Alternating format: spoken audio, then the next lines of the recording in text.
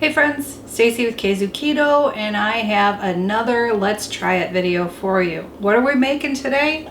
We're gonna make deep dish pizza. Maybe. I haven't tried this recipe yet, so when I'm thinking deep dish, I'm thinking crust that's about that thick, like what I used to get from Jets. If you don't have a Jets pizza near you, never had it, I'm sorry that you never got to try it. It used to be my favorite. It's not anymore, obviously, but we'll see how this works out. Apple cider vinegar, Italian seasoning, Himalayan pink salt, egg, garlic powder, xanthan gum, baking powder, coconut flour, almond flour, and mozzarella cheese. Also, just wanted to say, keep an eye out for future videos. I created by accident a really good dinner yesterday because I had a few things and I didn't want to do a whole lot, and I just kind of made up some chicken and dumped it in with some things. It's a super easy recipe. As soon as I get our next Amazon subscribe and save with our biscuit mix, I will be recording it and sharing it with everyone. First thing we're going to do is preheat the oven to 350 degrees. I got this recipe from a website called howtothisandthat.com. I will link that below for those of you that want to go out and try it for yourself.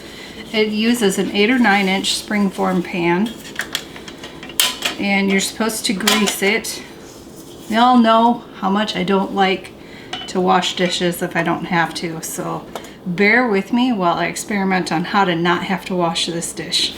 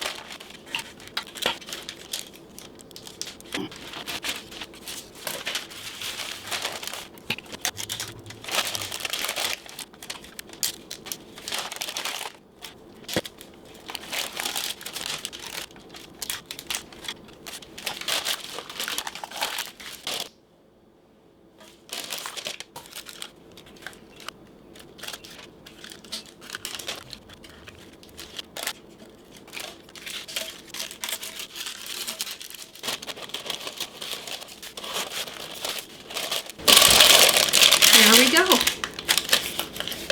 It's a little tight, but it'll be fine. Just to be on the safe side, we'll go ahead and spray the interior of this.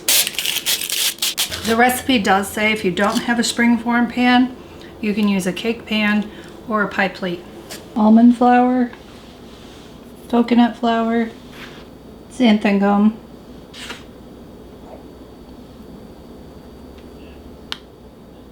baking powder, Italian seasoning, pink salt, garlic powder,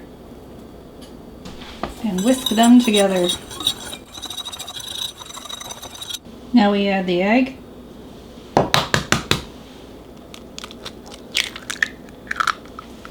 and the apple cider vinegar.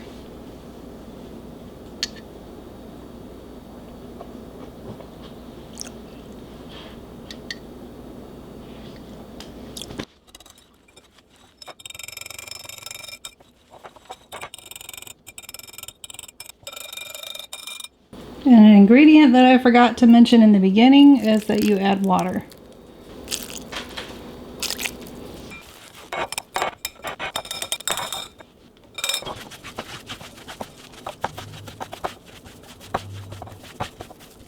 Well, it says my dough is supposed to be sticky after all those ingredients, but it's not quite sticky. I think it might need another tablespoon of water.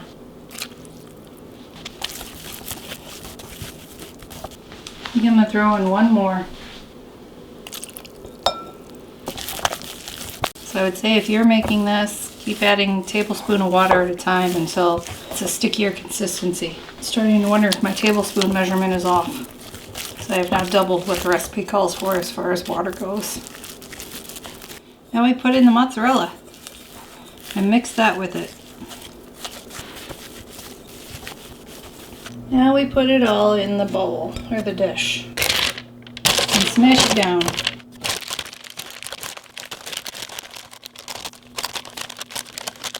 I'm thinking deep dish means it's just a taller crust on the outside. It's not so much as a thick crust. But I kind of like this recipe in that I'm not melting the cheese or a fathead dough beforehand. So it'll be interesting to see how it turns out. And if it works, I think I might try doubling it. That way I can have a thicker crust. Now that we've got that all pushed in there, we're going to put it in the oven for 10 minutes. Fresh out of the oven, you can kind of maybe see back in this area where it's a little brown on the edge, which is what you're looking for. It's weird how the cheese has done the thing that the cheese has done on top. But we're gonna roll with it. I'm assuming this is what it's supposed to look like. Following the directions, I'm putting a fine layer of mozzarella cheese on the top. Then I'm going to add pizza sauce. This is the point where you could put whatever you want on here. Typically I like green peppers on my pizza as well, with pepperoni and meatballs sometimes. And Greg tends to like sausage and jalapenos and all the other things that I either don't like or can't handle. Greg's not a big fan of green peppers on pizza, so we are just going to make this the typical pepperoni and cheese. We're going to layer some more sauce on it, and then we are going to put pizza or more cheese on. It says one pizza is 4 servings, but since we don't usually eat anything else as a side, I think this one pizza would be good enough for both of us. Back in the oven for 20 to 25 minutes. It's done, just pulled it out of the oven. You can see the edges are brown and crispy and the cheese is bubbly. We're gonna let it sit for a minute and then we're gonna cut it and try it. So what we have here is fork and knife pizza. As well, this is deep dish. It's not a strong enough crust, I think, to like hold it and eat it like regular pizza. And it's just pepperoni and cheese. That's Stacy. It's good. I like it. It's a lot of sauce, which is typical of a deep dish pizza. I think this is probably my new favorite type of keto pizza because it's super easy to make. Yeah. Like, it's super easy to make, and I think if you wanted to make a bigger one, you could just do like what was mentioned earlier on and do a cake pan, and you could probably do like a 9x13, but I would definitely double the recipe. At least. Maybe double and a half. Double and a half. But it's a lot easier because I don't have to melt the stuff in the microwave. It has mozzarella cheese in the crust, but it's not as much. It's not all mozzarella cheese like regular fathead dough. No, it's good. Tastes good. I wouldn't know it was keto, to be honest with you. It's not Chicago style, like, you know. That might be just because there's only pepperoni on it. Probably. Because, you know, they're talking about putting all your vegetables and your Canadian bacon and pepperoni. I don't do Canadian bacon. But you can do all those fun things with this. And I think it'd be really good. And it, like I said, it's super easy to make. It doesn't really take that long to make it. It's a super easy weeknight meal. Which is funny because I've made deep dish pizza in my days, and it's not an easy thing. The cornmeal. Nope, no cornmeal. And all that stuff. Like, it was pain, but. Yeah. So it's kind of interesting. Yeah, I really like this. It's good. I will for sure be doing this again in the future. Maybe with, you know, jalapenos. Well, that would be your pizza. Some vegetables. Mushroom. So you could also, like, if you do the big 9x13, you could then do half and half and make it a lot easier instead of half and half in a little 8 or 9 inch springform pan. But if you had the time, you could make up 2 of these. So if you're feeding 2 or 4 people and 4 people, 2 and 2 agree on toppings, you can make up 2 and then you have them. Or if you have just like Greg and I could make up one that is to his specifications And then I can make up one that is to my specifications, and then we can put the leftovers in the fridge and have it for lunch the next day or dinner or something like that. So it's also kind of like meal prep. Yeah, because it's very filling. I don't think I'll get through more than one piece of this. I like it. I'm happy with it. But it's time to feed the dogs. Yes, Lucy's telling us. She's telling us, she's like, you can't eat before me. What the hell? So now that she's got a full mouth of food, thanks for watching, guys. Thanks for subscribing. And we'll see you guys in the next video. Tuesdays at 8 Eastern. Bye.